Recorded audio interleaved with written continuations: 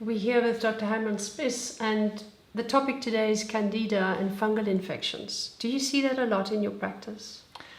We see it commonly. And I think we start seeing more of it because of the toxicity in our environment. And secondly, the diet. There's a strong link between Candida and heavy metal toxicity in the body. And there's also a strong link between Candida and other germs and electromagnetic pollution. Right. We are all exposed to all the EMFs, and the more EMFs you are exposed to, the more you feed the germs in your digestive system. And so what we need to understand, that you have got a single cell membrane layer from your mouth to your anus, and that keeps everything that's outside. Right. So if you put food in your mouth, it's still technically outside your body. It's in your digestive tract, but it's still outside your body. And only once it crosses that one cell thick mucous membrane lining does it become part of your body. So if you have anything in your body like Candida that breaks your gut mucous membrane lining, what happens, you start absorbing toxins, partially digested foods. All these toxic substances get into your bloodstream, which immediately invokes an immune response.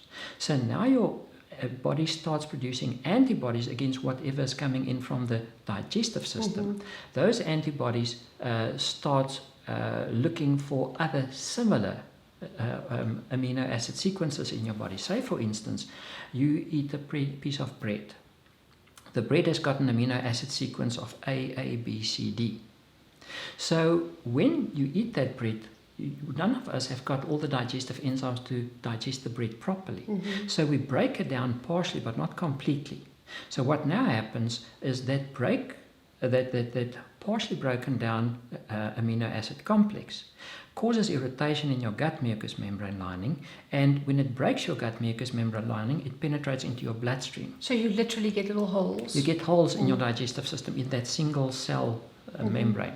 So now what happens, the moment it enters your bloodstream, the body says, but this is not amino acids that I can use to make protein and other molecules from.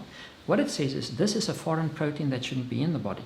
So your body makes an antidote against that protein. So now you get an A, B, C, D antibody.